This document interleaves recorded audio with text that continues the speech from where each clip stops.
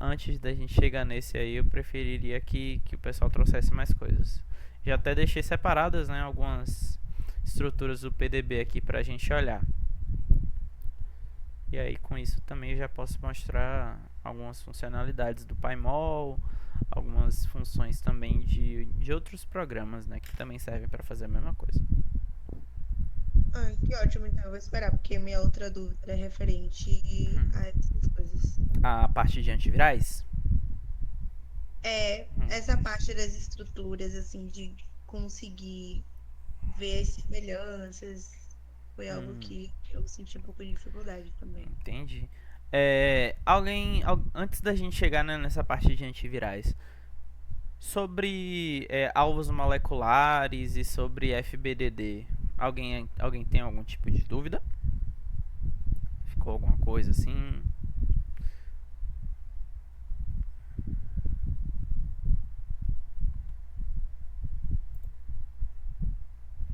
Não, né? Então, beleza. Por enquanto, não. Tudo bem. É, essa primeira parte, né, do... O que é que eu tenho a comentar sobre essa primeira parte de FBD, de alvos macromoleculares? Normalmente, essa no semestre que eu fiz a matéria, foi a parte que foi cobrada a atividade extra, né? Que teve atividade extra. Aí foi uma atividade bem tranquila, né? Só saber o que era aquela proteína e descrever ela todinha, né? Descrever detalhe por detalhe dela e qual a funcionalidade dela, né? Então, foi bem tranquilo. Nesse semestre, o que eu estou imaginando que vai acontecer... No semestre passado, não vamos pular, né? No semestre passado, a atividade extra foi apresentar sobre fármacos sobre alguns fármacos que o professor escolheu, né? E também alguns alvos específicos da terapia de antirretrovirais, se eu não me engano. E também dos inibidores de neuraminidase, que foi diferente desse semestre, né? Nesse semestre nós não vamos falar da neuraminidase. A gente vai falar só da transcriptase reversa e da integrase, né? Que vai ser a parte 2 dos antivirais, que vai ser dada, imagino eu, a partir da semana que vem. É... E aí eu tô imaginando que essa atividade extra ou vai ficar para a parte de docking, né? Que vai ser... hoje vocês tiveram aula de docking? Foi. Foi de docking, né? O professor chegou a comentar alguma coisa sobre atividade extra? Foi Jordan que deu aula. Ah, foi Jordan que deu a aula, sim. Terça-feira ele vai dar aula de docking de novo, né? Vai finalizar docking. Pelo que eu entendi, é isso. Pronto. Mas Jordan não chegou a comentar nada sobre atividade extra, nada, né? Beleza.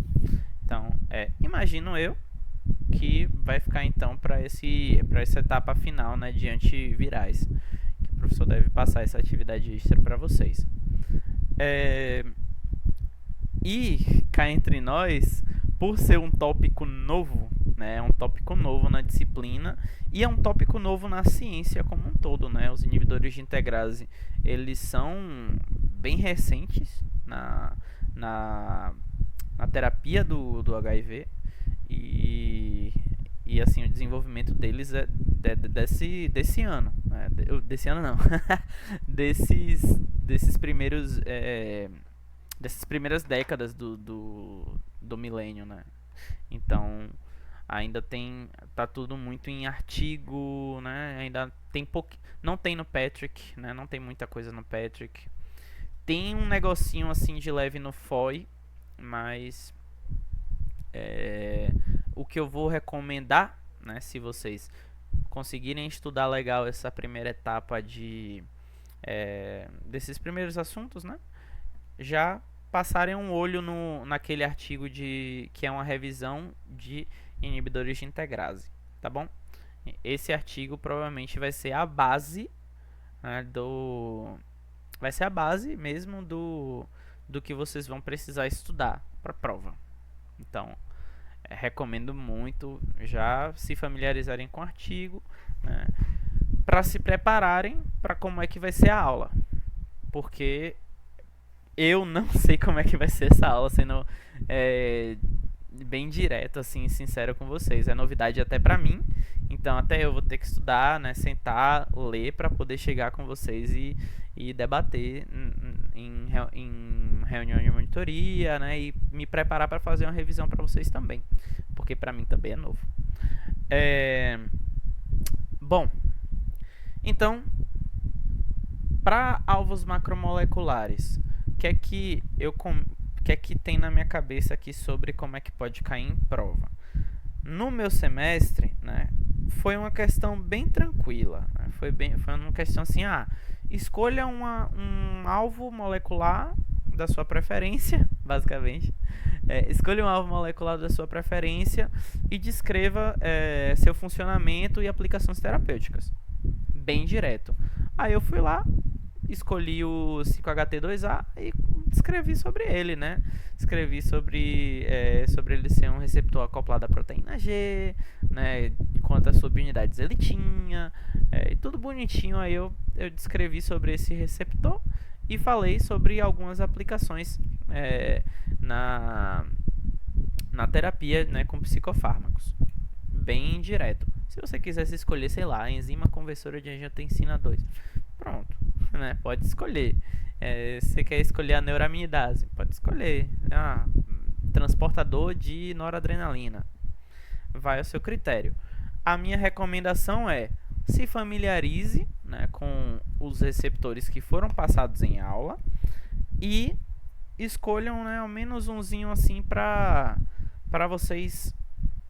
Sabe, se alguém te perguntasse assim na rua: pô, velho, me conte aí tudo que você sabe sobre, sei lá, sobre a neuraminidase ou sobre a integrase. Vocês já saberem, né, tudo. Um que eu acho interessante, né, nesse meu semestre ele falou que não podia ser nem a transcriptase reversa, nem a protease do HIV, que foi o que caiu no meu semestre. Mas aí, então, se nesse semestre ele liberar, você já chega e descreve sobre a transcriptase reversa. Diga, Ingrid. Pode abrir o microfone, fica à vontade. Mas vem cá, ele deu em sala esses receptores com essas informações ou você teve que ir atrás? Tipo, a gente tem que ir atrás. Como assim? Quais receptores? Que você tá falando, os que você deu. Aqui, na verdade, não foi pra aula de hoje. Eu não sei se eu falar. Mas esses que você tá falando, poderia ser tal, poderia ser aquilo. É porque é como se você tivesse, tipo. Na aula de Jordan, por exemplo, que foi isso de alvos macromoleculares, teve uns receptores beta-adrenérgicos, né? Não teve? Então, você pode chegar. Gostei dos receptores beta-adrenérgicos, pra mim é fácil lembrar qual é o mecanismo de ação que leva à inibição ou ativação deles, e pra mim fica mais fácil lembrar disso, né? Então, o que eu tô comentando é tipo de vocês se familiarizarem ao menos com um, pra ele ficar bem memorizado, assim, sabe? O que funcionar melhor pra vocês. Pra mim, o que funcionou melhor foi o receptor de serotonina, porque é o que eu mais gosto de pesquisar, o que eu mais gosto de ler na farmácia, e é minha pesquisa também. Então, vai aí da preferência de vocês, né? Vai também do estudo de vocês enquanto vocês estiverem lendo sobre os alvos macromoleculares. Deu pra entender? Um pouco. Deixa eu ver. Que que não ficou muito claro pra você? Não, é porque o que não ficou claro pra mim é, tipo, como é que ele perguntaria isso? Porque você É bem falou, aberto, é tipo tipo pra você dar uma dissertaçãozinha, sabe? mas não tem que relacionar estrutura química de nada? Como assim? Chegar e descrever resíduos de aminoácidos especificamente? Porque basicamente é isso que ele tá dando. Não, ó. A gente tá falando da primeira etapa, né, dos alvos macromoleculares. Deixa eu pegar aqui a aula de Jordan. Poxa, onde é que eu posso encontrar? Rapidinho. Deixa eu pensar aqui. Aqui, alvos macromoleculares. Essa apresentação desse semestre mesmo foi bem tranquila. É porque, tipo, ele chegou e falou assim, de uma forma bem abrangente sobre o que é um alvo, né, e quais são as lógicas em que a gente pode aplicar o estudo desses alvos macromoleculares para o desenvolvimento de fármacos, para a pesquisa científica, né, como é que a gente pode caracterizar esses alvos. Então ficou bem abrangentão, porque, querendo ou não, é um tópico bem abrangentão, né? Tipo, você pode falar de proteína a sua vida inteira e não vai acabar coisa para falar de proteína, né? De proteína, de enzima, de ácidos nucleicos e receptores, transportadores, etc. Então, aqui mesmo, cadê? Pronto. Esses aqui que foram dados, né, relevância biológica, aqui tem beta-adrenérgico, aí tem o que? Patogênese, mecanismo de ação, objetivo farmacológico, tudo bem resumidão aqui, né? Aqui, mais um pouquinho sobre alguns fármacos, né, que podem atuar. Então, acho que isso pode ser, tipo, cobrado porque foi dado em sala, entendeu? Outra coisa, bomba de próton, né? Para que serve, né? Então, tudo isso aqui você pode, tipo, tá bom, vou pesquisar um pouquinho mais sobre a bomba de próton para saber como é que é essa proteína, né? É isso que eu estou recomendando. Pelo nível da aula, né? Nível da aula, tipo, eu digo, pela profundidade em que isso foi dado, não imagino que vão querer, tipo, que você chegue lá no sítio ativo e descrever minuciosamente cada resíduo de aminoácido para, sabe? Ao menos não para essa etapa aqui. A gente está falando da primeira aula, tá? Tudo bem? Sim, agora clareou aqui. A gente está falando dessa primeira aula, então é tudo muito abrangente ainda. A gente está falando desses receptores por cima, a gente ainda não foi no sítio ativo deles. A gente está olhando a proteína de fora, né? E qual é a função dela, qual é a importância dela. Aí aqui tem vários, né? Então eu recomendo vocês lerem sobre essas proteínas, lerem sobre a importância de cada uma delas e esses métodos de caracterização, né, cristalografia, ressonância magnética, criomicroscopia, né, para que eles servem. Então, tudo isso aqui pode cair em prova, né, porque foi dado. E, se não me engano, teve provas passadas em que o professor Samuel cobrou, né, tipo, como é que funciona a modelagem comparativa, né, para que serve, ou que é ab initio. Eu lembro que o professor Samuel, quando ele dava essa aula, ele frisava muito nessa parte de modelagem de proteína para descobrir como é a estrutura de uma proteína, né? E aqui tá bem resumido. Eu particularmente gostei desses slides, né? Ficaram bem legais. Aqui eu não sei como é que ele cobraria isso aqui de fato, mas é a mesma lógica, né? Ele te deu um alvo e a partir desse alvo vocês têm, né, uma possibilidade de desenvolver um fármaco pensando naquela proteína, enzima, transportador, etc. Entendeu? Essa é a lógica. Aí, essas são as... Eu mandei... Assim, beleza. Essas são as minhas recomendações com relação a alvos macromoleculares. Com relação a FBDD, gente... Eita.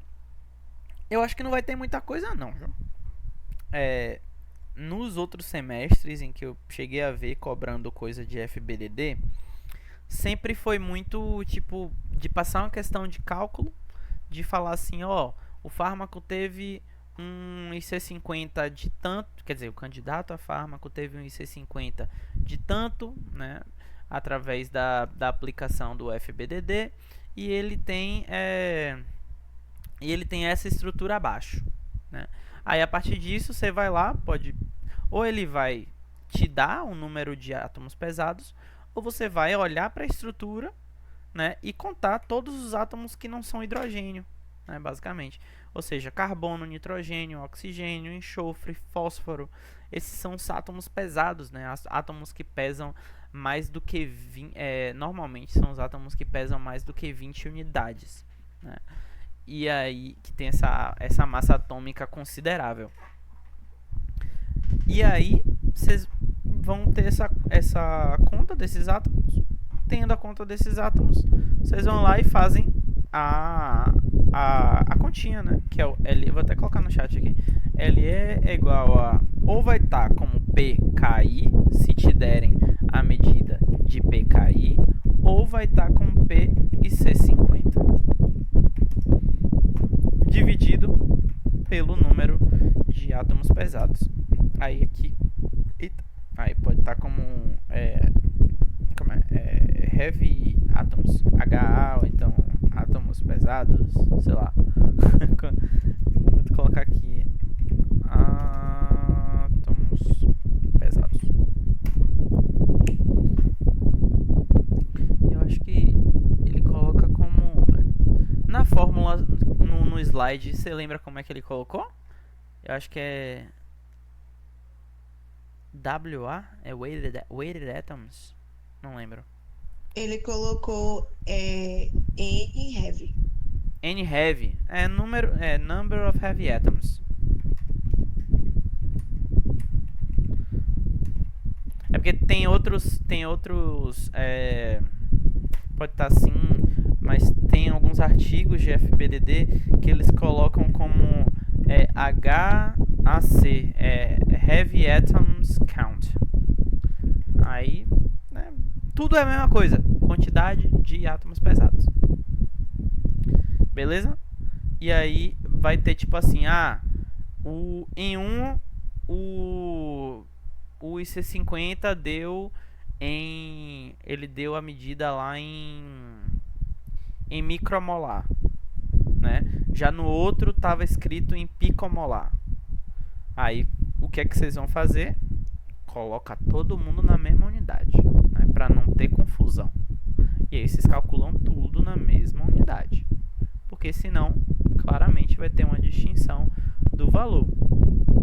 E aí eu não lembro se essas questões que eu já cheguei a ver eram abertas ou fechadas, mas todas bem tranquilas, tá? Pode ter, né, alguma questão sobre limitações da técnica, sobre como é que essa técnica, sobre qual é o foco da técnica, o que é a técnica, o conceito da técnica. Mas em FBDD não lembro de ter visto questões assim que chegam, sabe, a exigir algo, né, bem extremamente elaborado, complexo. Sempre foi muito superficial, assim, no sentido de não aprofundar muito no assunto mesmo, tá bom? Comentados os dois assuntos anteriores que a gente viu, né? Vamos falar de antivirais, beleza? Dos antivirais, deixa eu ver aqui, eu anotei algumas coisinhas aqui, pra caso fosse necessário eu não esquecer, né? Dos antivirais, o principal foco nesse semestre vai ser o uso de antivirais para o tratamento do HIV, né? E é importante dizer que a lógica desses antivirais que são aplicados é uma lógica de virustase, ou seja, esses antivirais aplicados não vão matar as partículas virais de HIV, né? Eles não vão eliminar o vírus, eles vão impedir que essas partículas virais se repliquem, né? Então, tudo que a gente for discutir, né, seja em prova, em sessão de monitoria, com relação a antivirais, vai ser sempre focado em eu vou intervir no ciclo de vida do HIV, né, quando ele... Aqui a gente tem, né, um exemplo, né, da estrutura desse vírus e eu vou intervir justamente nas etapas desse ciclo de vida da replicação do vírus HIV, beleza? E vou deixar ele quietinho lá, seja ele, né, sem conseguir realizar suas etapas proteicas, né, suas etapas, ou sem conseguir deixar ele sair da célula, né? Tem várias... Nossa, quem fez farmacologia integrada aí tá ligado que tem vários mecanismos, né, pelos quais pode ser feita essa inibição da replicação do HIV, né? Mas o foco... Peraí, eu coloquei no lugar errado aqui. O foco vai ser a inibição do quê? Vai ser na inibição da transcriptase reversa, certo? Vai ser na inibição da transcriptase reversa. E além da inibição da transcriptase reversa, vocês vão ter também esse foco na integrase, né? O que é que cada etapa faz? A transcriptase reversa, né, ela é uma enzima que ela é responsável por fazer o processo reverso de transcrição. O nome dela já está dizendo, né? O que é que ela faz de fato? Ela pega uma fita de RNA primer do vírus, né? O vírus ele é um vírus de RNA, né? E ele já traz esse material genético dentro do seu capsídeo. Depois de liberar esse capsídeo dentro do citoplasma da célula, a transcriptase reversa, que também vem junto com o vírus, ela vai pegar esse RNA e vai pegar as bases de nitrogenadas, na verdade, os nucleotídeos do hospedeiro, e vai chegar e pegar aí, ó, colocar, né, para fazer o processo de polimerização e converter esse RNA viral em uma fita dupla de DNA viral. Beleza? E aí, depois desse processo, essa fita dupla de DNA ela vai ser encaminhada para o núcleo, no qual a enzima conhecida como integrase vai ser responsável por integrar esse fragmento de DNA viral, né, de dupla fita agora, integrar esse fragmento de DNA dentro do DNA do hospedeiro, fazendo com que o hospedeiro produza as proteínas, né, que são necessárias para prosseguir o ciclo de replicação viral, né, para construir novos capsídeos virais. Beleza? Então, essa é a lógica dos antivirais que a gente vai estudar, né, que a gente vai estudar nesse módulo 3. É isso. Com relação à epidemiologia, com relação a ciclo de vida de outros vírus, etc., não recomendaria vocês focarem muito. Não estou dizendo que não é importante, né? Porque é extremamente importante conhecermos, né, como funciona a replicação, o ciclo de vida do HIV, né, como se dá todo esse processo, quais são as opções terapêuticas, etc. Mas o que vai mais cair em prova, assim, vai ser o conhecimento com relação à interação dos fármacos, né, que são responsáveis pela inibição da transcriptase reversa e pela inibição da integrase também. Como é que esses fármacos interagem com o sítio? E isso a gente já vem fazendo, né, desde quem, gente? Desde os opioides a gente já começou a entender um pouquinho, né? Lá nos opioides a gente ainda não falava muito, né, de aminoácido, de sítio ativo e tal. Quando a gente já chegou em beta-lactâmico, quando a gente chegou em anti-inflamatório não esteroidal, né? Tudo isso aí a gente já começou a pensar, ó, existe uma importância de conhecermos como é que se organizam, né? Como é que interagem os resíduos de aminoácidos da minha proteína-alvo né, da minha enzima alvo com relação à minha micromolécula. Todo mundo entende quando eu falo qualquer uma dessas palavras? Ou fica alguma coisa solta? Se não entender, por favor, falem, pode levantar a mão, pode parar. Todo mundo de boa?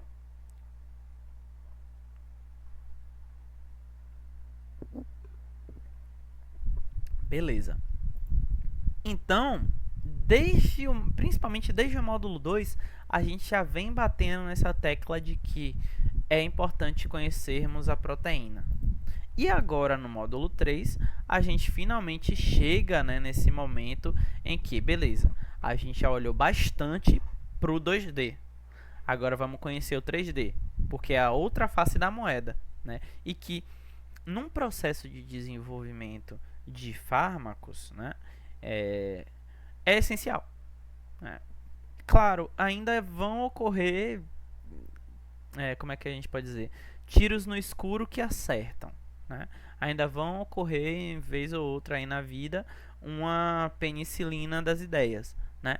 Mas a indústria farmacêutica não está interessada em tiros no escuro, porque tiros no escuro são golpes de sorte, né? A indústria farmacêutica está interessada em desenvolvimentos racionais associados a aplicação de técnicas bem esquematizadas, né? Seja com HTS, seja com SBDD, com docking, com dinâmica molecular, que mais? Com aplicação de grupos farmacofóricos, né? A indústria farmacêutica está interessada em perder menos dinheiro durante o processo de produção de novos fármacos.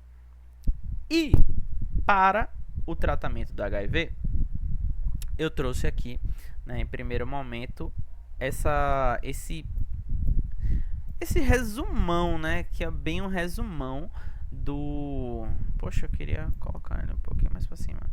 Esse resumão desses inibidores de transcriptase reversa, que se dividem em dois, né? Os inibidores da transcriptase reversa, eles podem ser ou análogos de nucleosídeos, que são substâncias que se parecem com os nucleosídeos, né? Os nucleosídeos é importante falar que é essa junção, né? Deixa eu pegar um lapisinho aqui para eu começar a rabiscar, adoro rabiscar.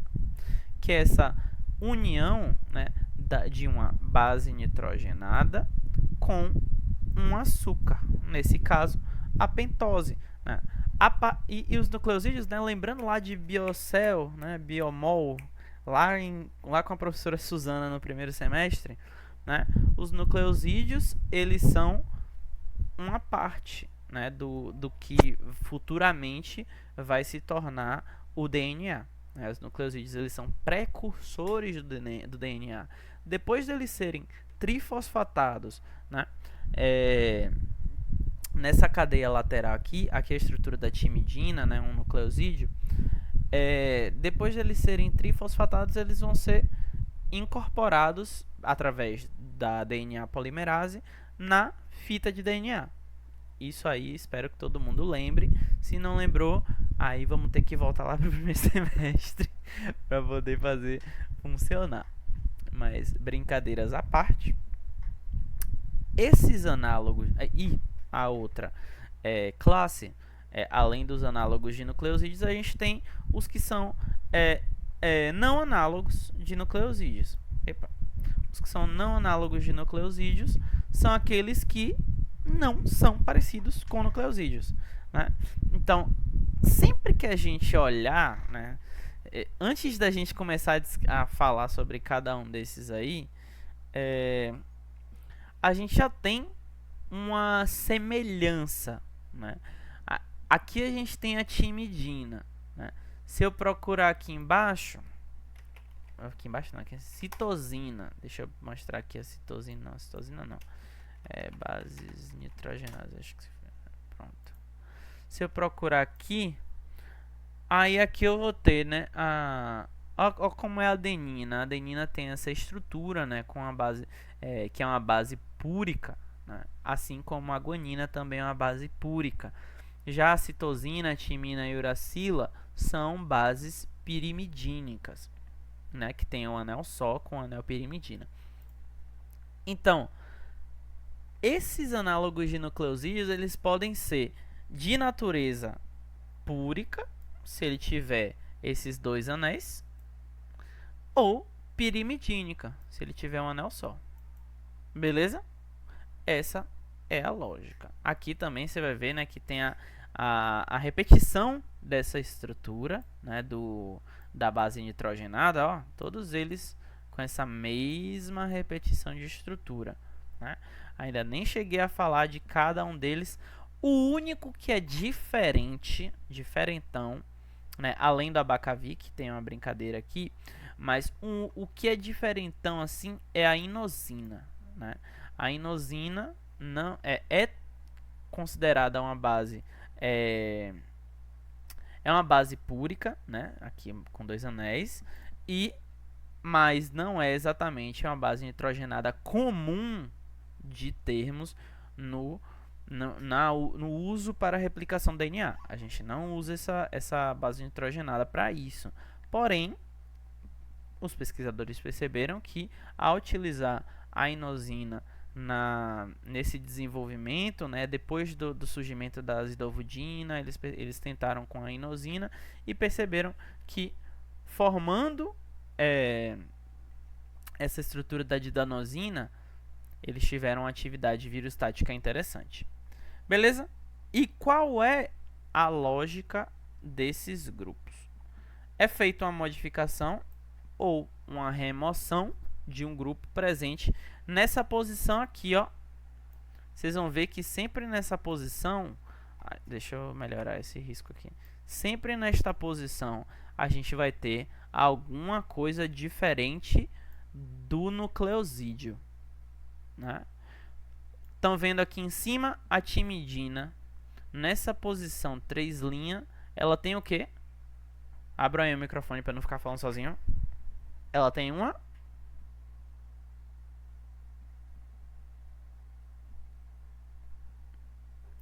hidroxila. Muito bem, hidroxila. Pronto. Ela tem uma hidroxila. Já no caso aqui da azidovudina, que vai ser o primeiro que a gente vai conversar, ela tem o quê no lugar? Um grupo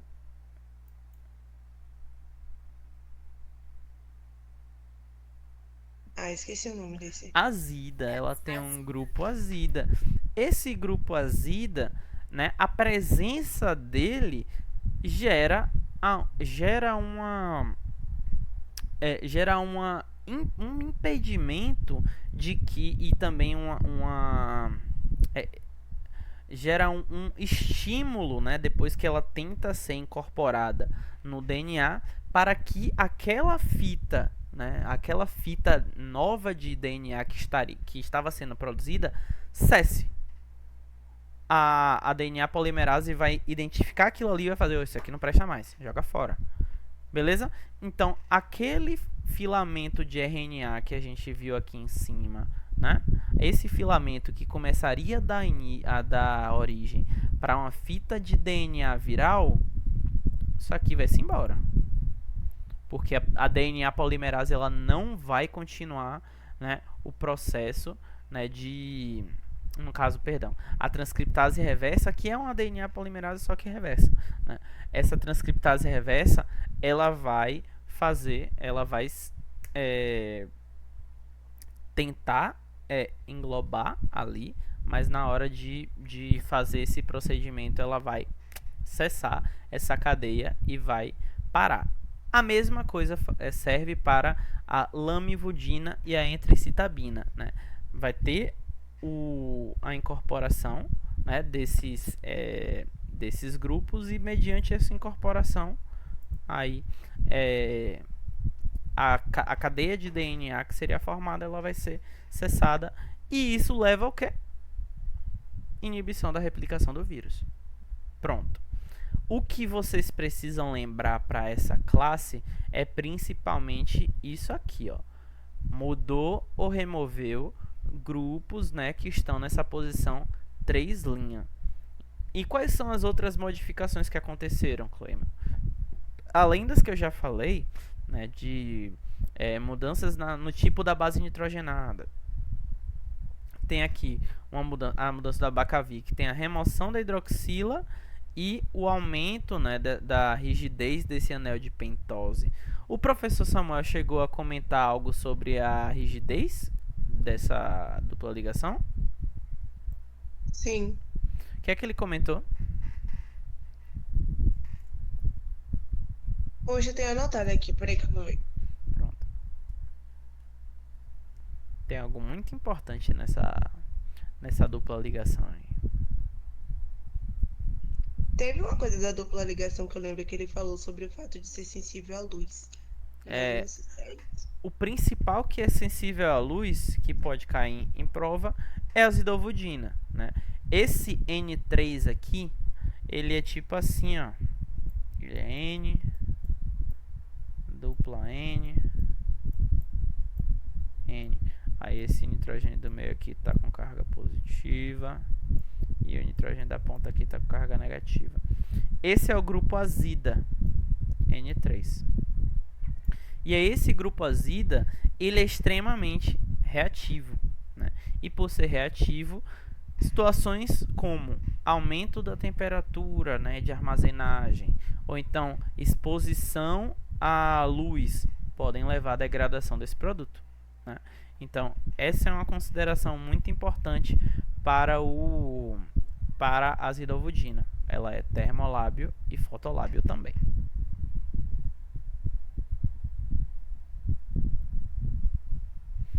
Vê aí se tem que é que ele comentou.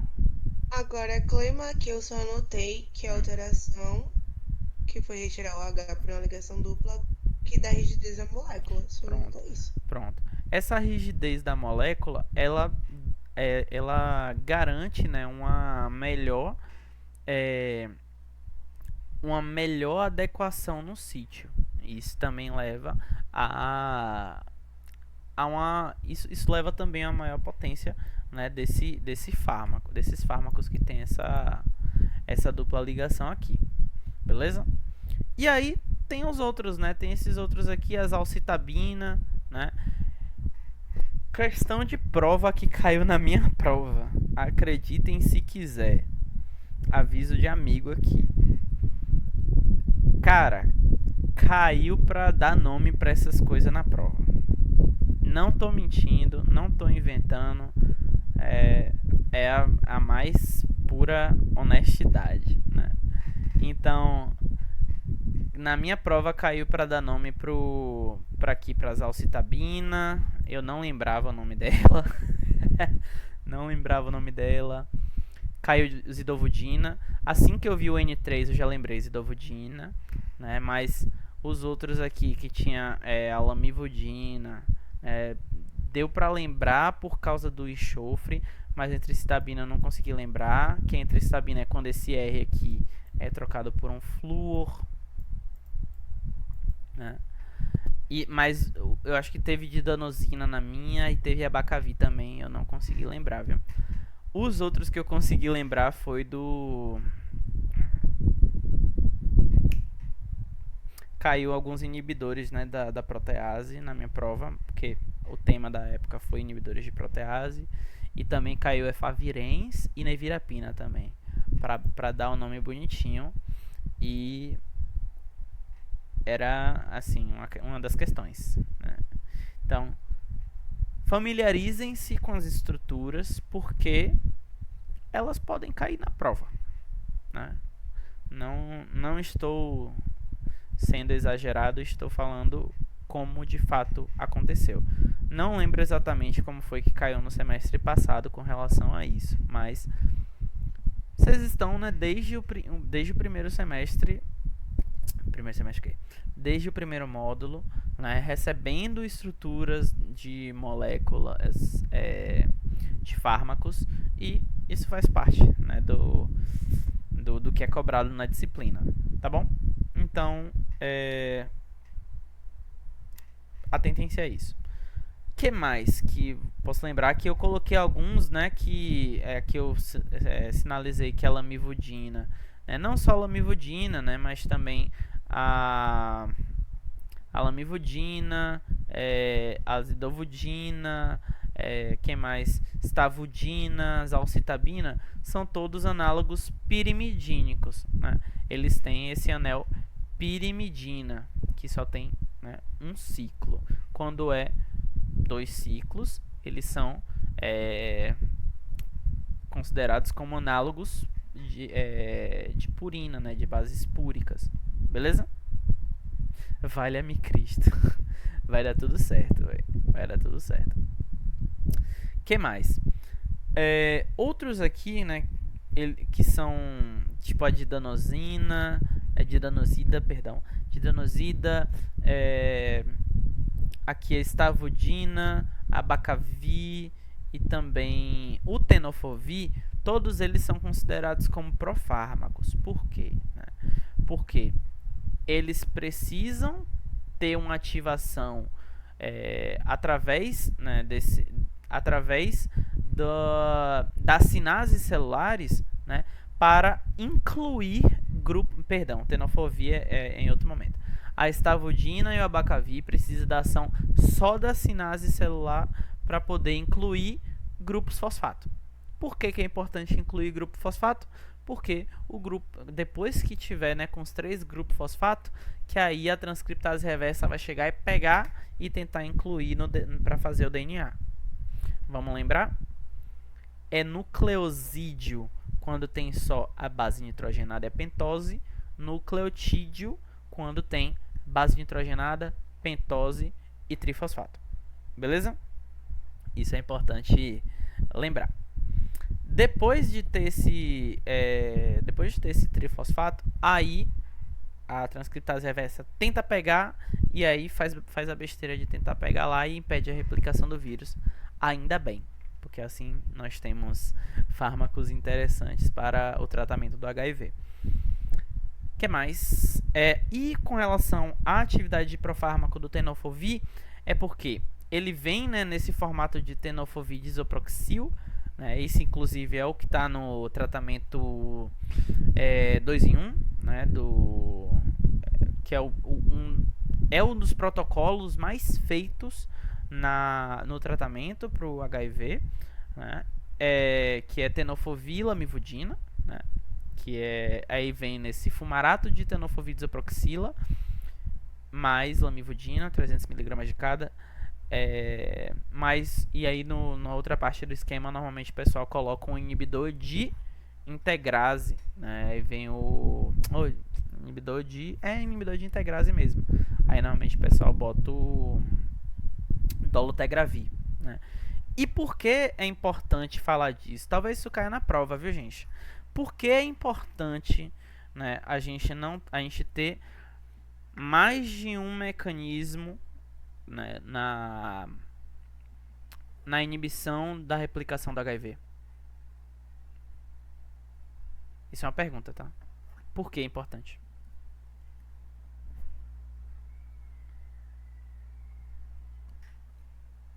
Resistência, né? Resistência, né? Então, a gente abrange, né? A gente aborda a terapia, a gente aborda a doença, né, que é a infecção com o vírus HIV, por diversos caminhos, né, por diversas rotas. Se uma rota falhar, eu tenho outra para ajudar a diminuir a carga viral, né, que é o parâmetro de eficácia, né? O parâmetro de eficácia para o tratamento do HIV é se essa carga viral baixar e se a quantidade de linfócitos TCD4 aumentar, né? Então, essa é a lógica, né, de eu incluir normalmente, né, o que é feito na terapia você pode incluir 2 análogos de nucleosídeos, né, e um outro fármaco. Aí pode ter um inibidor de protease, inibidor de integrase, normalmente esses são os que são mais prescritos, né? Mas também tem inibidor de fusão, né? Um inibidor de entrada. E esses são os principais, que aí o pessoal pensa no Maraviroc e em Fulvirtida, principalmente. E aí Além disso, tem também a inclusão dos nossos queridos não análogos de nucleosídeos, pois eles são interessantes para a terapia também, né? São aplicados também na terapia, mas eles têm uma grande falha, né? Que é suscetibilidade a mutações genéticas, né? Por isso, não é recomendado a utilização em monoterapia, né? É feito normalmente junto com um análogo de nucleosídeo, porque aí você consegue, né, abordar de um lado e abordar do outro. E qual é a principal diferença do mecanismo de ação desse aqui para o anterior?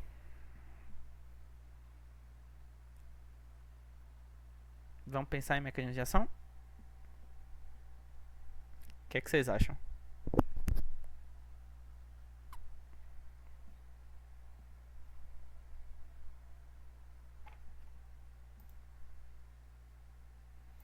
Tá até escrito na tela aí, viu? Vou até tirar. Qual é a principal diferença dos não análogos de nucleosídeo e dos análogos de nucleosídeo quando a gente fala de mecanismo de ação? Um é estrutural e outro é funcional? Vamos lá. Estou perguntando, né, do mecanismo de ação, né? O que eu falei anteriormente, né, o nucleosídico, ele vai agir aonde na transcriptase reversa? Eu acho que um é sítio ortostérico e outro alostérico. Perfeito. Os análogos de nucleosídeos, eles vão competir com os nucleotídeos que estão presentes no núcleo, que estão presentes no citoplasma, né? Então, ele vai fazer a inibição competitiva no sítio ativo da transcriptase reversa, né? Vou colocar aqui, né, sítio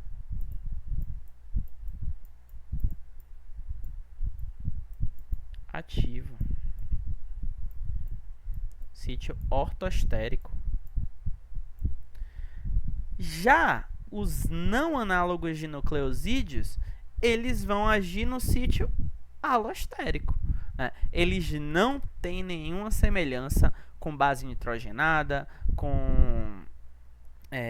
não tem semelhança com base púrica, base pirimidínica, não tem semelhança com nucleosídeo, não tem semelhança com nucleotídeo, não tem semelhança com ninguém. Eles têm características específicas que levam à interação com o sítio alostérico, né? E esse sítio alostérico, ele fica super próximo ao sítio ortostérico, né? Esse sítio ortostérico é como se... Eu gosto de falar disso, né? Que a transcriptase reversa, ela é como se fosse uma mão, né? Nos artigos que a gente vê... né, as descrições das subunidades da proteína, etc., eles descrevem a transcriptase reversa como se cada parte dela fosse a parte de uma mão, né? E o primer de RNA, ele passa pela mão, como se for, eu estou mostrando assim, né, gente, como se como se a mão tivesse assim. E ela é realmente assim, tipo, eu vou tentar mostrar para vocês essa mão aí. Aí o primer, ele vem chegando aqui, e aí quando ele chega aqui e entra nessa primeira cavidade, os nucleotídeos, eles começam a ser inseridos, né? Começam a ser inseridos para poder duplicar e fazer uma dupla fita. Não tenho uma segunda caneta aqui agora no momento, mas entendam que essa fita vai entrar e depois ela vai passar e sair da mão, né? Agora, esse aqui, né, vamos fingir que esse encontro aqui da minha mão é o sítio ativo, em que na hora que o primer encostou, veio um nucleotídeo, ele vai encaixar aqui, né, no mesmo sítio que os outros nucleotídeos normalmente se encaixariam, certo?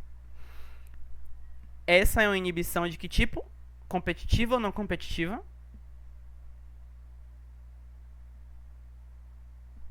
Cadê? Eu me perdi. Você falou. Essa inibição... vamos lá. Se eu estou inibindo o mesmo lugar em que os nucleotídeos se ligam, né, os nucleotídeos sofrem a reação catalítica da enzima, eu estou inibindo o quê? Eu estou inibindo um sítio ativo ou sítio alostérico? O ativo. Sítio ativo. Perfeito. Então, é o mesmo lugar em que normalmente nucleotídeos seriam inseridos para poder formar a dupla fita de DNA. Se eu faço essa inibição aqui, é uma inibição do sítio ativo. Mas o sítio alostérico, ele fica aqui em cima, ó. Aqui em cima do ladinho. E aí, se eu boto um negócio aqui e que deforma a minha mão para impedir que essa fita passe, aí eu tenho o quê? Uma inibição alostérica, né? E isso vai ser importante para vocês, imagino eu, não só no entendimento do funcionamento desses análogos, desses não análogos de nucleosídeos, mas também na prática, né? Na prática da semana que vem vocês vão utilizar essas estruturas para poder fazer a avaliação da drugability, né? Vocês já tiveram aula de drugability, né? Na teórica? Já fiz anos depois. Pronto. Então, essa é a lógica, beleza? E aí, a gente já falou, né, de inibição não competitiva. Já falamos também que não tem semelhança, não possuem qualquer semelhança. E falamos também que são moléculas que têm essa afinidade pelo sítio alostérico dessa cadeia A da transcriptase reversa. A cadeia A da transcriptase reversa é como se fosse o lugar onde ficam os dedos. A cadeia B é o lugar onde fica o punho, né? Vou procurar um artigozinho para mostrar a vocês o formato dele, que é realmente parecido com a mão. Para se inserir nesse sítio alostérico, vocês vão perceber que todas essas moléculas aqui, elas têm características altamente hidrofóbicas. E a maioria dos aminoácidos que estão presentes nesse sítio alostérico tem característica hidrofóbica, né? A quantidade de interações de hidrogênio é mínima. E isso é o que normalmente é cobrado em prova. De vocês saberem, né, que esses aminoácidos, né, vão desenvolver interações hidrofóbicas principalmente. Pronto, já falei que sim, eles foram desenvolvidos, né, a partir da avaliação. Em primeiro lugar, eles entenderam que inibir a transcriptase reversa leva a um resultado eficaz de diminuição da replicação viral, mas aí eles pensaram, poxa, qual é a outra alternativa que a gente tem, né, para quando o vírus desenvolve alguma resistência associada ao sítio ativo? Então a gente tem um sítio alostérico, o qual podemos acessar e modular a atividade dessa enzima através de uma micromolécula. Tudo bem? Deu para entender essa lógica de funcionamento desses não análogos, perdão. Não análogos? Ou ficou alguém voando? Deu sim? Deu, Cleber. Só uma dúvida. Você falou que seria interessante a gente gravar estruturas de alguns antivirais. Eu acredito que talvez, não sei também, né? Porque o professor falou na aula que seria importante a gente também saber sobre os aminoácidos. Eu queria saber, a gente tem que gravar a estrutura dele também? Ou é só, se é hidrofóbico, se é mais polar? É interessante vocês principalmente enquanto vocês estiverem estudando para prática, né? Vocês teriam uma tabelinha de aminoácidos. No Google tem tabela de aminoácidos. Não nessa forma aqui, né, de codificação de códon, mas tem uma tabela. Poxa, aqui essa tabela é ótima. Tem essa tabelinha aqui com os principais aminoácidos, né, da estrutura deles, né, da cadeia lateral deles, né, e de cada um deles aqui, para vocês saberem, né, de qual é a principal interação que esse aminoácido vai desenvolver, né? Vai ser uma interação hidrofóbica, né? Ou nessa terminação dele ele vai ter principalmente grupos capazes de fazer ligação de hidrogênio, né? Isso que é importante da gente saber. E também é importante saber, beleza, além da terminação acídica, ele tem uma amina, tem um enxofre, né? Tem um anel aromático. Então, recomendo sim vocês conhecerem as estruturas dos aminoácidos. Essa tabela aqui é bem legal. E tá de boa no Google, né? Deixa eu ver se passa nela aqui.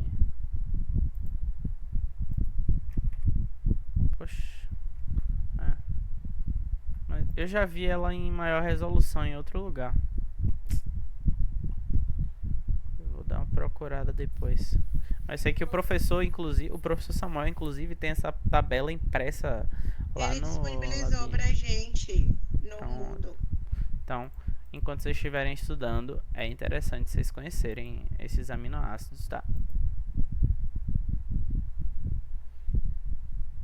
E aí é isso. Com relação aos antivirais não análogos de nucleosídeos, é interessante comentar o quê? Né? Que na primeira geração eles desenvolveram, né, a nevirapina e delavirdina, são os principais representantes dessa primeira geração. O que acontece com esses dois é que ambos são muito suscetíveis a alterações que possam acontecer, principalmente, né, alterações nesse querido aqui, né, na tirosina 181, que é muito importante, e também na lisina 103. Essas alterações, né, essas interações, elas são extremamente importantes e a gente pode até chamar elas de farmacofóricas, né? Elas são extremamente importantes para a atividade, né, destes fármacos. Se a gente tiver algum tipo de alteração de resíduo de aminoácido, né, que leve à perda dessas interações, a gente perde também atividade. Assim, né, como a gente já avaliou desde, né,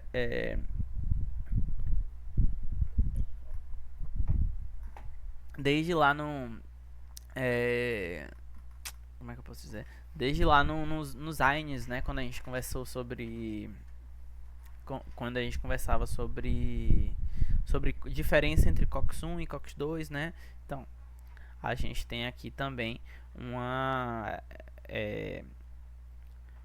um enfoque maior agora sobre esses elementos, né, presentes na proteína. Anteriormente a gente focava mais, né? Pô, se eu mudar aqui esse grupo amino para um grupo ácido, eu perco atividade, né? Ou então, no caso dos AINES, né? Se eu troco o grupo ácido por um outro grupo qualquer, eu perco atividade, né? Agora aqui o foco é, se eu troco esse aminoácido por um aminoácido que não desenvolve as interações intermoleculares que são responsáveis por desencadear o efeito de inibição, eu perco atividade. Beleza? Então, essas aqui, né, que estão representadas no Patrick, são os principais. Para esse sítio alostérico, o que vai principalmente aparecer para vocês são esses aqui, ó. Tirosina 181, tirosina 188, leucina 100, leucina 100, valina 106 e lisina 103. Também tem esse, né, da prolina 236, que é bem importante, mas esses são os principais que vocês precisam, né, lembrar de que se cair na prova, né, é importante vocês lembrarem. E aí, o que é mais importante, né, no caso de interação para a nevirapina, que está aqui com essa estrutura bonitinha, em forma de borboleta, né? Essa nevirapina, ela é um grupo, um aglomerado, né, de ciclos. Lembra até um antidepressivo tricíclico. Se a gente for quem aí lembrar, né, da estrutura de um antidepressivo tricíclico. E essa semelhança, né, na verdade, perdão, e esse grande volume, né, molecular leva, né, a uma interação principalmente com esses resíduos que são hidrofóbicos, né? Tem uma grande área hidrofóbica que essa molécula ocupa. E ela vai interagir principalmente, né, com a tirosina, que tem característica hidrofóbica, e outros aminoácidos de característica alifática. Beleza? A delavirdina também, né, ele interage bastante fazendo interações de hidrogênio com a lisina, né? A nevirapina nem tanto, ela é mais do tipo hidrofóbica mesmo, mas da delavirdina é importante lembrar que ela faz assim, essas interações de hidrogênio com a lisina 103, mas também interage com os bolsões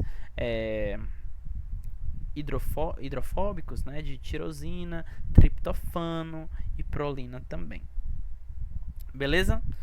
No caso do efavirenz, né, eu vou mostrar o efavirenz mais aqui. Eu tenho aqui o efavirenz, cadê? Aqui, complexado com efavirenz.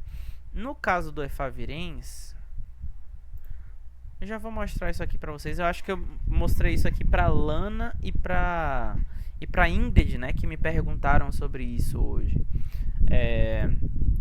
A gente tem, né, algumas plataformas que são bem interessantes, gente, que servem pra gente estudar, né? Esse aqui é o Plip, né? O Plip, ele foi apresentado por mim, por um colega, né, do Labim.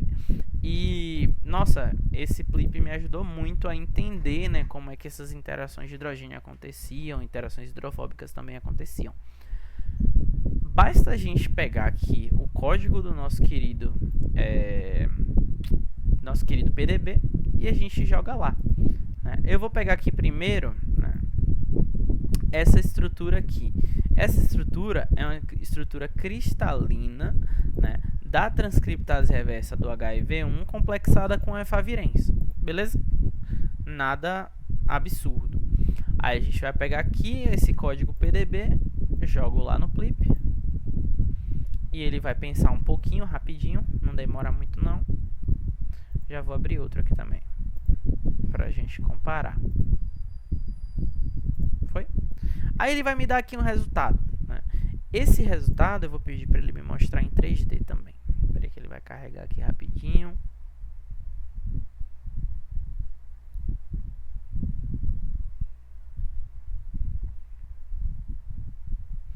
Pronto. Ele calculou aqui para mim as principais interações que o efavirenz desenvolve no sítio alostérico da transcriptase reversa. Beleza? Aí a gente vai lembrar, né, daqueles aminoácidos que nós comentamos, ó, leucina 100 da cadeia A, lisina 103 da cadeia A, todos esses aqui, ó, fazendo interações hidrofóbicas, beleza? Tirosina, valina, todos esses aqui, ó, que eu comentei, né? Tirosina 101, tirosina 188, que inclusive essas interações estão demonstradas aqui no Patrick. Essa foto aqui é do Patrick, tá? E isso corrobora com o teste que essa plataforma aqui está fazendo, né? E aí ele fala pra gente que essas são as principais interações que acontecem. Ele não chega a caracterizar pra gente quem é mais importante do que quem. Ele só mostra quais são as que estão acontecendo, beleza? E isso vai ser interessante pra gente avaliar também. O que é que eu vou fazer também aqui, ó? Eu vou usar um outro programa que eu gosto muito de usar também quando eu estou estudando sobre proteínas, que é o BioVia Discovery. Não precisa ninguém baixar esse, tá? Eu só vou utilizar isso como ferramenta didática mesmo. Deixa só o BioVia aqui carregar. E ele não é nada muito complicado não, viu, gente? Ele é bem de boinha. Eu vou pegar aqui o arquivo PDB, download PDB, opa, e desse arquivo PDB, eu vou jogar ele lá no BioVia, e aí o BioVia vai carregar para mim, e carregando para mim, eu escolho o ligante. Opa. Olha o ligante aqui bonitinho já, ó.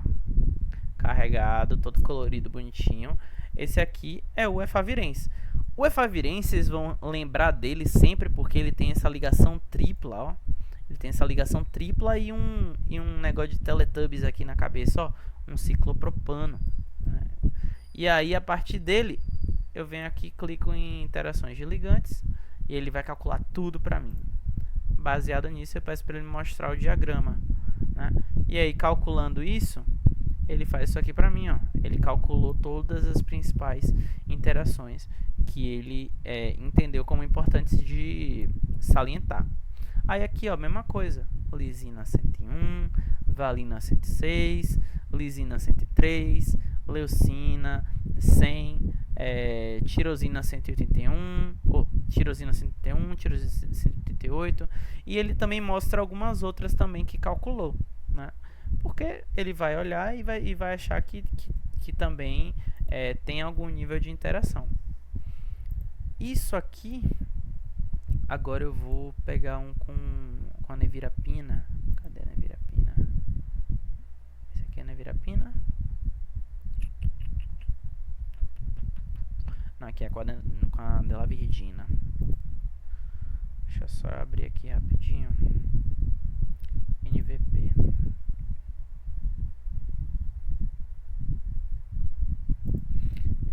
Entradas com nevirapina. Aí eu vou procurar um que não tenha mutações. Deixa eu ver, esse aqui tá ótimo. Um FKP. Pronto. Aí eu vou fazer a mesma coisa, só para mostrar para vocês, né, que a gente tem diversas formas de olhar para um sítio ativo. Um FKP. Jogo ele aqui. Aí ele já vai abrir aqui pra mim. Epa, pera aí. Deixa eu voltar a fita aqui. Um FKP. Bota ele aqui. Aí ele vai carregar outra proteína, tá vendo? Uma é um FK9, que ele já calculou isso aqui.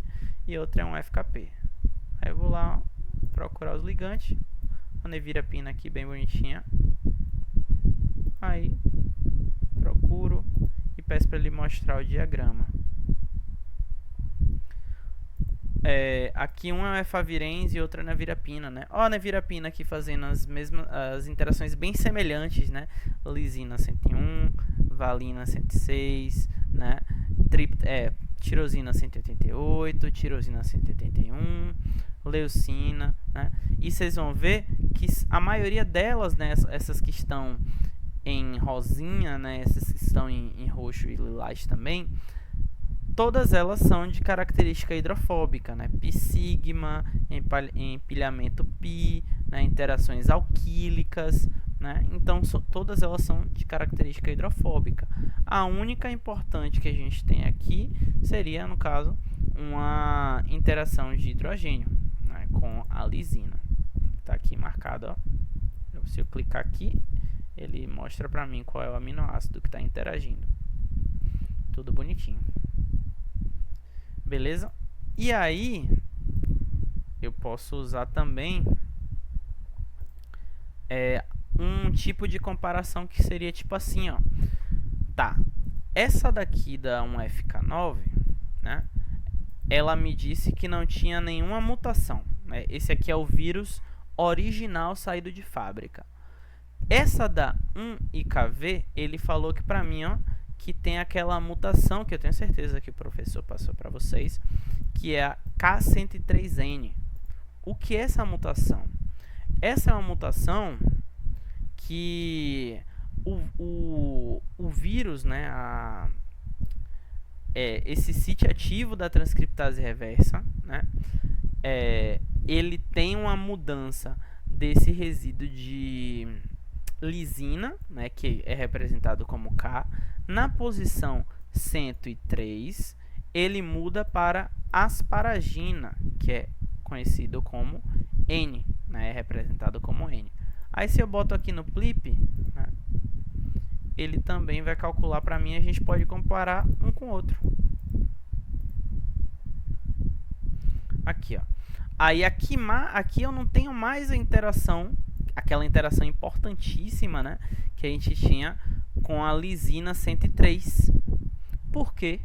Porque na posição 103 agora eu tenho um aminoácido completamente diferente, que é a asparagina. Deixa eu puxar aquela tabelinha de aminoácido aqui pra... Cadê? Lisina, ó a lisina como que é. Ela tem uma cadeia longa de carbono e no final uma amina, né? Já a asparagina, ela tem uma cadeia curta, né? Ou seja, ela é menos hidrofóbica e tem no final dela, né, dois grupos, né, que são capazes de fazer ligações de hidrogênio. Mas nessa posição, o que está virado para esse, o que está virado do fármaco, né, para o sítio ativo, para esse resíduo, é um anel aromático, né? Então, o anel aromático ele não vai fazer essa interação, porque o anel aromático ele busca por interações hidrofóbicas, certo? Ele busca por interações aromáticas, né? Ou então com outras cadeias de carbono também. A lisina é capaz de fazer muito bem essas interações, né? Já a asparagina ela tem um volume polar maior, o que vai, né, levar a uma dificuldade de fazer essa interação que é tão importante para a atividade. E isso é o que se quer dizer com: olha, a mudança desse aminoácido para esse leva a uma queda na atividade do fármaco, leva a um aumento da resistência viral, porque o vírus que tem essa mutação ele vai conseguir se livrar melhor do efavirenz, né? Ele vai conseguir se livrar melhor da nevirapina, né? Vai conseguir se livrar melhor desses fármacos que atingem, né, que agem sobre o sítio alostérico. Deu para sacar essa lógica, gente? Eu mostrei bastante coisa aqui, mas deu para sacar essa lógica? Beleza.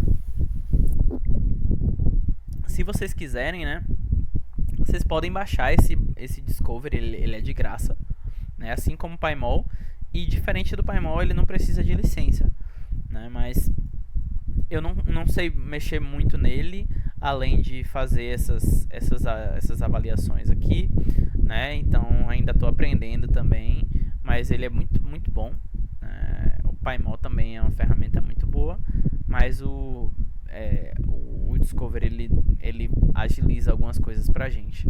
E o Plip, ele também agiliza bastante pra gente, né? Mas ele também, né, é uma ferramenta que serve para fazer esses cálculos.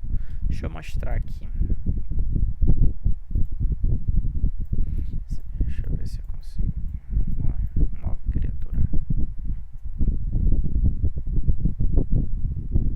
Só esperar ele terminar de carregar aqui. Pronto, carregou. Aqui, né, a gente tem a interação com a leucina 100, né? Já nesse mesmo lugar aqui, a gente não tem aquela interação que era tão importante assim, né? Agora aqui a gente perdeu a lisina 103, que ela era extremamente importante pra gente, mas agora ela não está aí. E aí isso leva, né, a uma necessidade de uma outra abordagem para uma outra modificação molecular, né, que faça com que o fármaco alcance, né, o resíduo de asparagina para levar a uma atividade eficaz. Beleza, gente? Deu para sacar isso? Beleza, pra mim ficou mais claro. Ficou mais claro? Eu acho que vendo, né, o sítio ativo, olhando o 3D, né, a gente consegue ter uma noção legal. Além desses programas aqui, tem um que eu gosto também de usar. Tô dando opções aí, porque aí fica a gosto de cada um. O PyMol não é único, né? O PyMol ele é um dos que servem para isso. Tem uma indústria gigantesca de produtos para bioinformática, e a galera, né, quer permanecer competitiva e tem de tudo, gente. Ó, esse aqui é um da mesma universidade que fez o GloryX, né, que vocês utilizaram no segundo semestre, tem aqui o Proteins Plus. O Proteins Plus, ele além de fazer, ele faz, né, esses gráficos de interação, tudo num clique, velho. Aí ele mostra aqui, só que ele mostra bem menos, né? Ele mostra, ele não mostra como a gente gostaria, a gente vê, né, bem mais rica, que é de informação no Plip e no Biovia, né? O Biovia mostra tudo de interação. Já o Proteins Plus, nessa estrutura aqui, ele foi mais conservadorzinho, né? Não mostrou muita coisa quanto a gente gostaria. Deixa eu ver se nesse 1FKP ele mostra.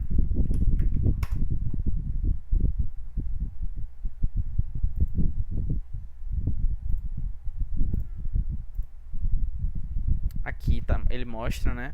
Essa aqui é, inclusive, eu acho que é bem semelhante com essa figura, né? Essa figura aqui veio de um dos slides do professor.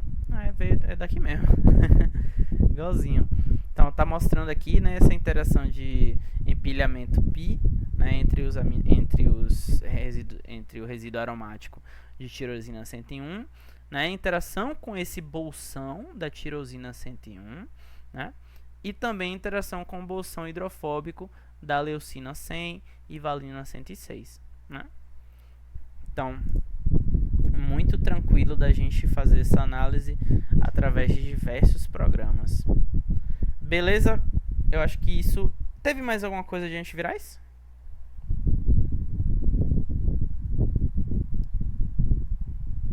Que eu lembre, ele parou nisso. Parou nisso, não foi? Perfeito. Então é isso que temos para antivirais, né?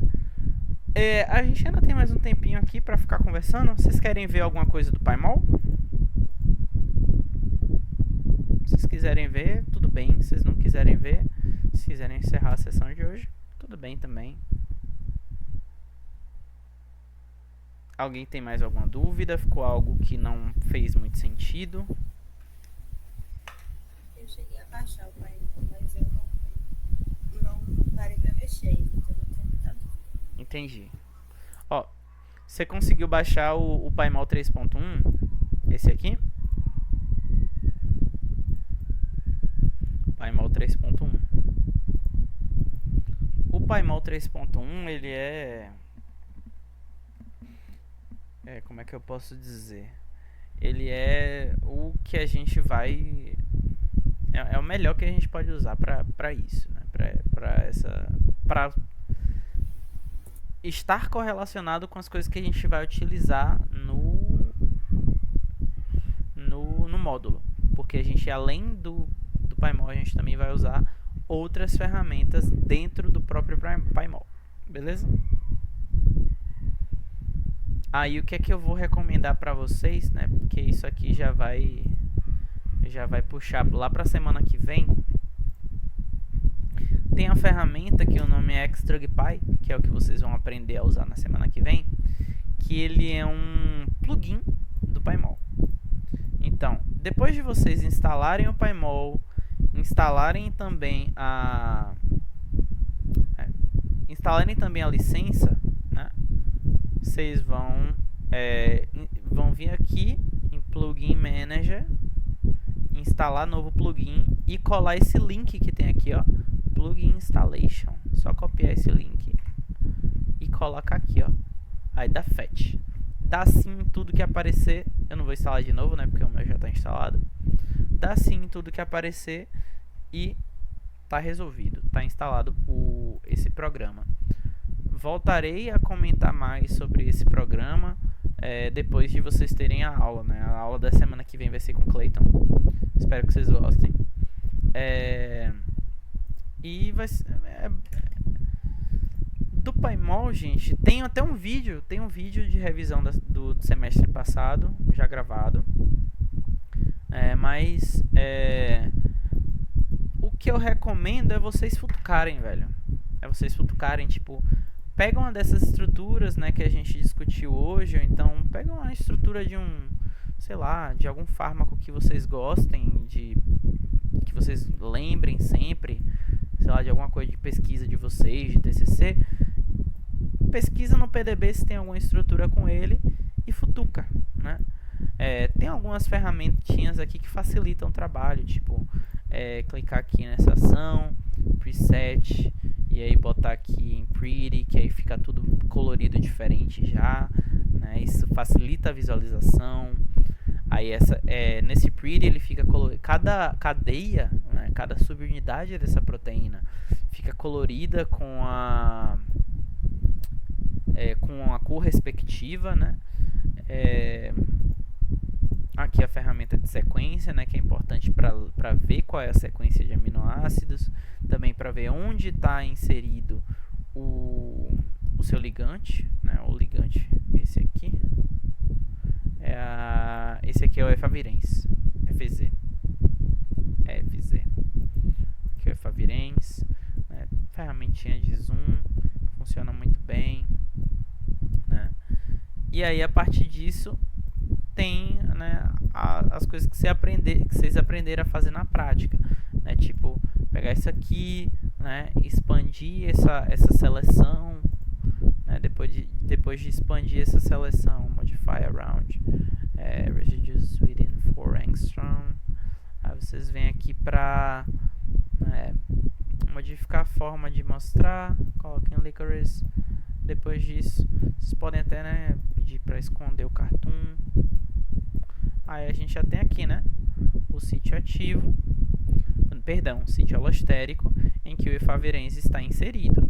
E aí nessa seleção eu posso, né, botar para identificar cada resíduo de aminoácido, como ele está aqui, ó, como a gente, né, viu, né, nos outros programas, a lisina 103 interagindo aqui com efavirenz. A gente pode até calcular essa distância das interações, né? Deixa eu pegar aqui, usando essa varinha mágica, calcula a distância das interações a 4, isso aqui eu acho que está mais próximo, aqui 3,7, né? Essa aqui da lisina também deve interagir com isso aqui, ó, 2,8, com certeza tem uma interação importante aqui, né? E aí vocês vão testando. Aqui tem uma importante aqui também, ó. Esse aqui é melhor usar para anéis, usa distance rings. Aí mede desse para esse, 4,4, tá? Interação hidrofóbica, ó. E é isso, gente. Acho que por enquanto, opa, deixa eu mostrar aqui como superfície também, que eu acho bem legal. Aqui tá como mexe, viajei. Botar aqui para mostrar como superfície. Aqui seleção, show, surface.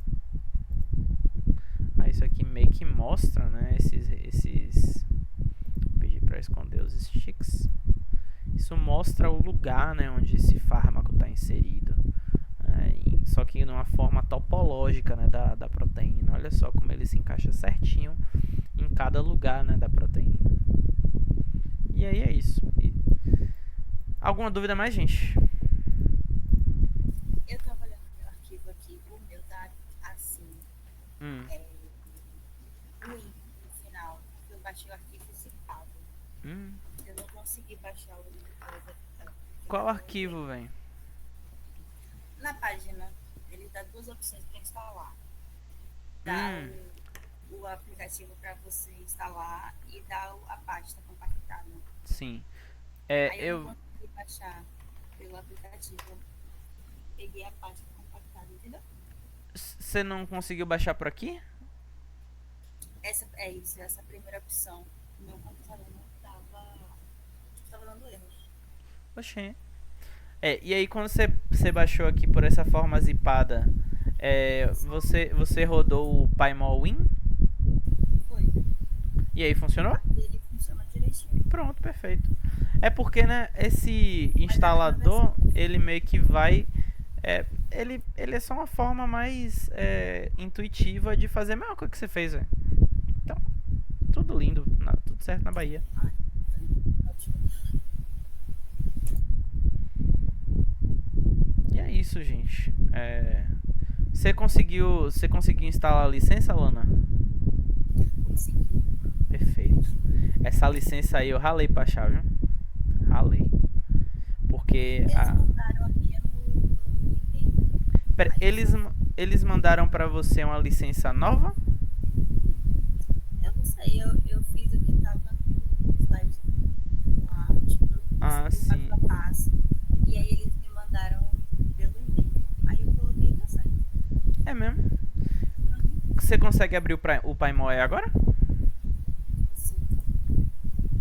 Veja aí, assim que você abre o Paimon, ele mostra assim, License Expiry Date. Veja se ele te diz assim, pra quando é que tá a expira... Como é? Quando é que essa licença vai expirar?